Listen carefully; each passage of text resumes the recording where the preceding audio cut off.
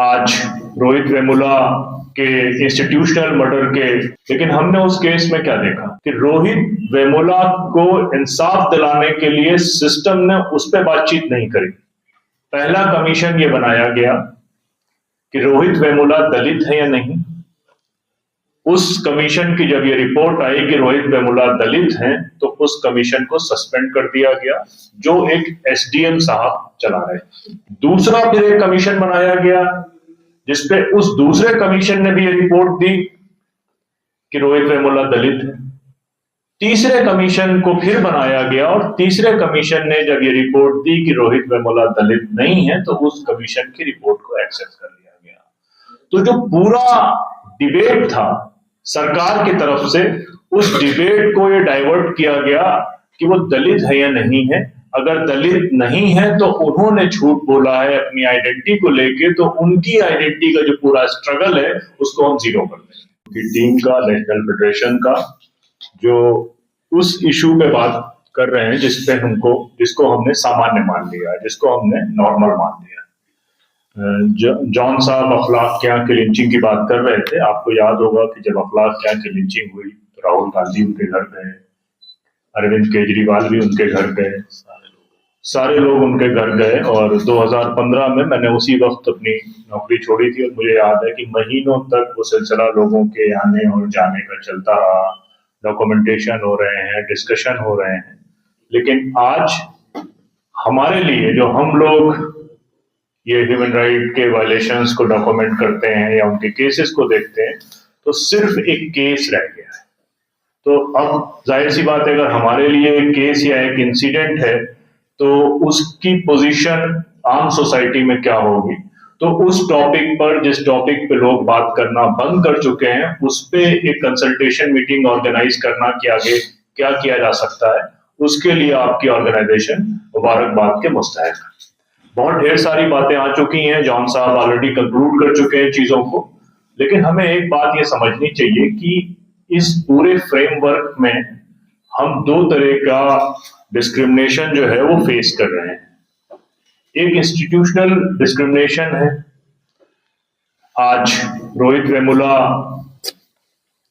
के institutional murder के 10 साल पूरे हुए हैं। हम सब ने बहुत क्लोजली रोहित की फैमिली के साथ, राजा के साथ, रोहित की मदर के साथ में काम किया हुआ है। लेकिन हमने उस केस में क्या देखा कि रोहित वेमुला को इंसाफ दिलाने के लिए सिस्टम ने उस पर बातचीत नहीं करी। पहला कमीशन ये बनाया गया कि रोहित वेमुला दलित है या नहीं। उस कमीशन की जब ये रिपोर्ट आई कि रोहित वेमुला दलित हैं, तो उस कमीशन को सस्पेंड कर दिया गया जो एक एसडीएम साहब चला रहे के निगरानी में वो कमीशन था। दूसरा फिर एक कमीशन बनाया गया जिसपे उस दूसरे कमीशन ने भी ये रिपोर्ट दी कि रोहित वेमुला दलित है। तीसरे कमीशन को फिर बनाया गया और तीसरे कमीशन ने जब ये रिपोर्ट दी कि रोहित वेमुला दलित नहीं है, तो उस कमीशन की रिपोर्ट को एक्सेप्ट कर लिया गया। तो जो पूरा डिबेट था सरकार की तरफ से, उस डिबेट को ये डाइवर्ट किया गया कि वो दलित है या नहीं है। अगर दलित नहीं है तो उन्होंने झूठ बोला है अपनी आइडेंटिटी को लेके, तो उनकी आइडेंटिटी का जो पूरा स्ट्रगल है उसको हम जीरो कर देंगे। और बंगारू दत्तात्रेय या स्मृति ईरानी या वहां के वाइस चांसलर अप्पा राव जो आज भी किसी पोजीशन पे हैं, उसको वो एंजॉय कर रहे हैं। आज ही के दिन, आपकी शायद मेमोरी में नहीं हो, लेकिन आज ही के दिन हमने जम्मू में, कठुआ में एक छोटी बच्ची आसिफा की मौत की खबर सुनी थी 17 तारीख 2018 में। तो 2018 में हमने आसिफा को देखा। तो जब आसिफा के जो एक्यूज थे, मैं अभी भी एक कानूनी टर्म ही इस्तेमाल कर रहा हूं, मैं उनको ये नहीं कह रहा हूं कि वो दोषी थे, नहीं थे, मैं अभी भी एक्यूज मान रहा हूं। जो एक्यूज थे उनको बचाने के लिए जो भीड़ यात्रा निकाली थी, तो उस यात्रा को देख के ये अंजाम हो गया था कि ये कहां तक जाएगी। और वो वहां तक गई कि एक मेडिकल कॉलेज उसने नफरत के बुनियाद पर खुद अपना खत्म करा के मिठाई बांटी। तो ये नफरत का कहां तक जाती है। अब इसमें सिस्टमेटिक फेल्योर कहां कहां है। उड़ीसा के गांव मनोहरपुर में एक वैन में एक उस ऑस्ट्रेलियाई डॉक्टर की जो उस इलाके के कोढ़ियों का फ्री में इलाज करता था, उसको और उसके 6 साल और 8 साल के बच्चे टिमोथी और डाल्टन को मार के जिंदा जला दिया जाता है 22 तारीख को जी। और उस भीड़ को जो ऑर्गेनाइज कर रहा था वो 2014 में जब मोदी प्राइम मिनिस्टर बने हैं तो वो मिनिस्टर बने, जिनके बारे में कहा जाता था कि ये बहुत सिंपल आदमी है। वो सारंगी साहब टिमोथी डाल्टन और ग्राहम स्टेन्स की लाशों पर मंत्री बने हैं। इस वक्त जो उड़ीसा का चीफ मिनिस्टर है, हम इसलिए नाम लेके बोल रहे हैं कि केसेस होते रहेंगे, चीजें चलती रहेंगी, लेकिन हमको ब्लैक को ब्लैक और व्हाइट को व्हाइट कहना पड़ेगा। तो इस वक्त जो उड़ीसा का चीफ मिनिस्टर है वो उस भीड़ का वन ऑफ द ऑर्गेनाइजर या को कोऑर्डिनेटर या को ऑर्गेनाइजर था।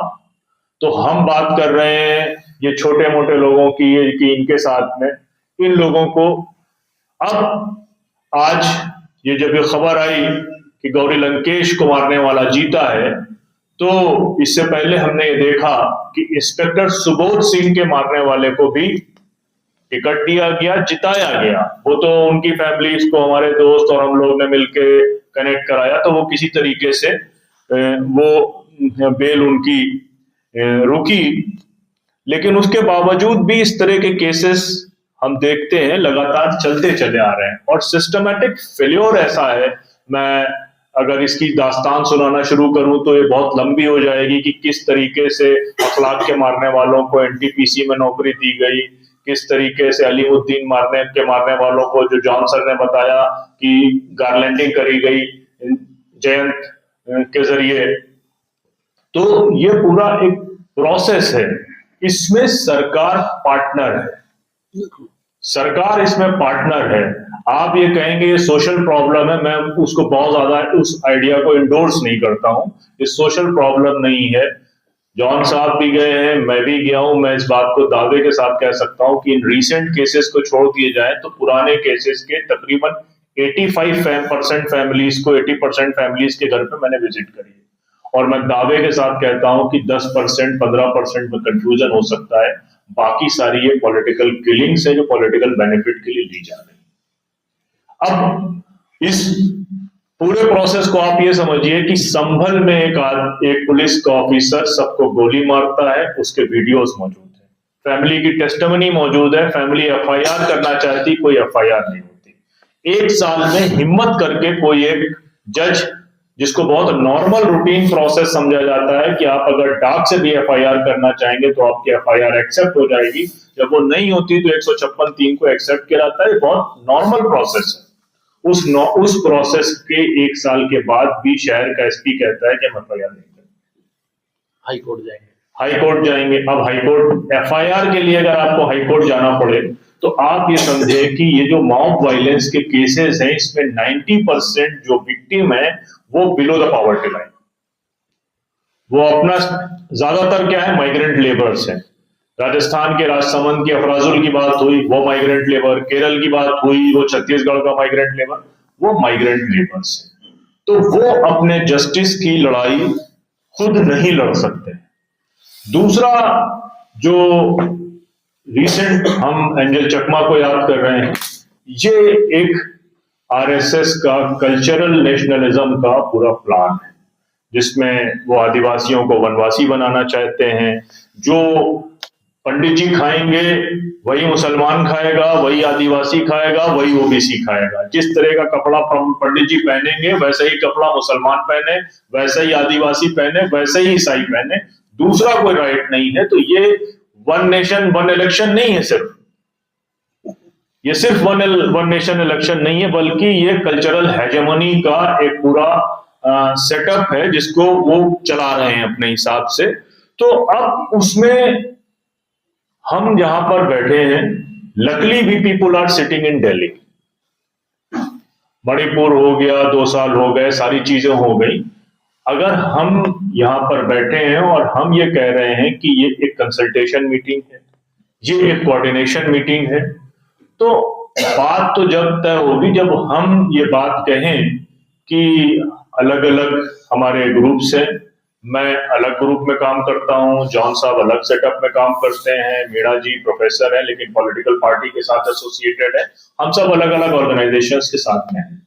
लेकिन जाहिर सी बात है कि जब हम सब का एक बेसिक बिलीव ये है कि ह्यूमन डिग्निटी की कोई वैल्यू, एक इंसान आदिवासी हो सकता है, एक इंसान ओबीसी हो सकता है, एक इंसान मुसलमान हो सकता है, लेकिन उससे पहले वो इंसान है।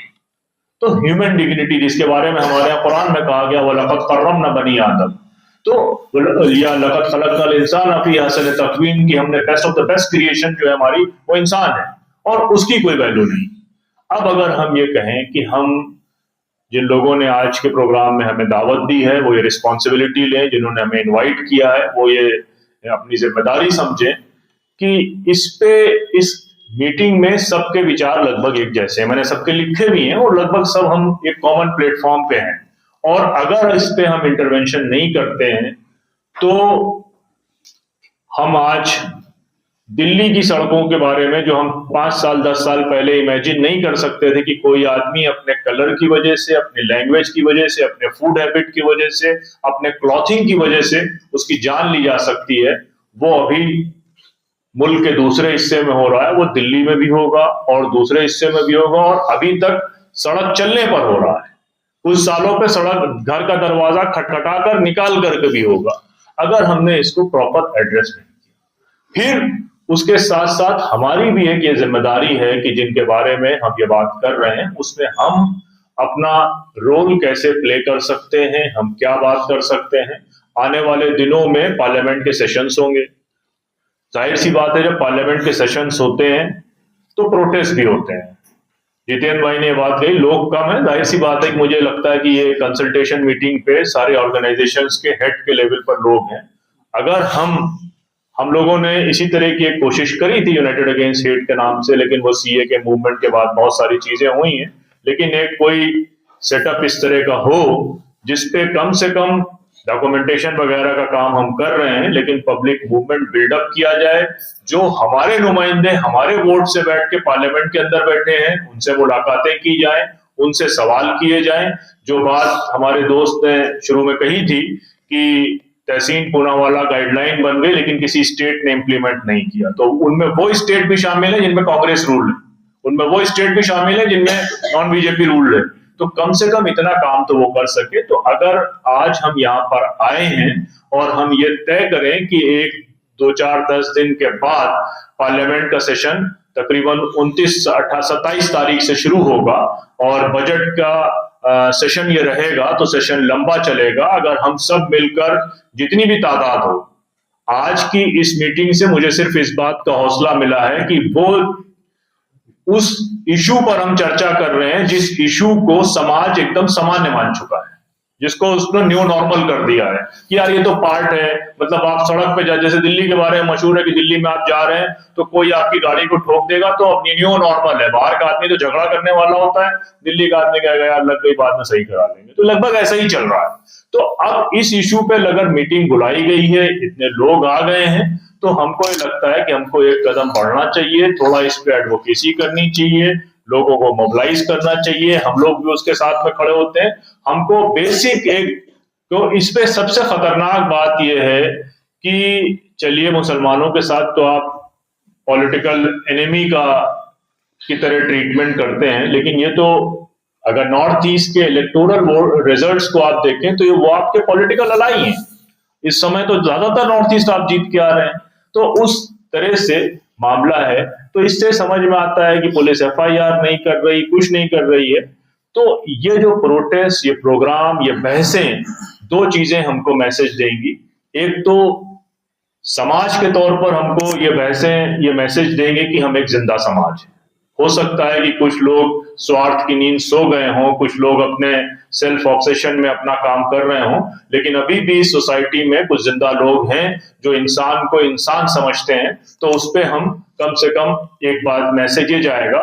और दूसरा मैसेज ये जाएगा कि इस तरह की जो एक्टिविटीज हैं उस पे कोई ना कोई रिस्पांस जरूर होगा, कोई ना कोई चर्चा जरूर होगी, कोई ना कोई प्रोटेस्ट जरूर होगा। तो कहीं ना कहीं वो प्रेशर ब्यूरोक्रेसी पर, वो प्रेशर जुडिशरी पर, और जुडिशरी का किस तरह से प्रेशर होता है उस पर हमारे दोस्त ने कहा लॉ एंड ऑर्डर का समस्या है। मोहसिन शेख से हमारे किसी दोस्त ने बात करी थी कि 2014 में 26 मई में प्रधानमंत्री मोदी ने शपथ ली थी और 29 मई 2014 को मोहसिन शेख की पहली लिंचिंग हुई थी। मोहसिन शेख की सर जब लिंचिंग हुई और उसके मारने वाले की बेल गई, जिसका नाम धनंजय देसाई था, हिंदू सेना का अध्यक्ष पुणे का, जब उसकी बेल महाराष्ट्र के बंबई हाईकोर्ट में गई, तो जब उसको बेल दी गई जस्टिस साधना जाधव के द्वारा, तो उस ऑर्डर में लिखा था कि the visible identity of the victim provoke to that, यानी कि एक्यूज का कोई मसला नहीं था, उसकी दाढ़ी टोपी देख के वो प्रोवोक हो गया था। तो ये हाल हमारा जुडिशरी का है। लेकिन जाहिर सी बात है कि ना सारी जुडिशरी ऐसी है, ना सारे जज ऐसे हैं। अगर हम कुछ इस पे एक कैंपेन प्लान करें, कुछ इस पे डिस्कशन लगातार इस तरह के हों, मीडिया से भी कुछ बातचीत हो, और उसके बाद अगर हम आने वाले सेशंस में कोई प्रोटेस्ट, कोई प्रोग्राम रखें, तो मुझे लगता है कि इससे नीचे लोगों को हौसला मिलेगा और दिल्ली का मैसेज बाहर तक जाता है, तो दूसरे शहरों में भी ये प्रोसेस शुरू होगा। तो मैं जिस संगठन में काम करता हूं, जिस सर्किल के साथ काम करता हूं, आप आगे कोई भी इस तरह का एक्टिविटी प्लान करते हैं तो हम लोग अपनी खुशी के साथ सहर्ष आपके साथ शामिल हैं। बहुत बहुत शुक्रिया।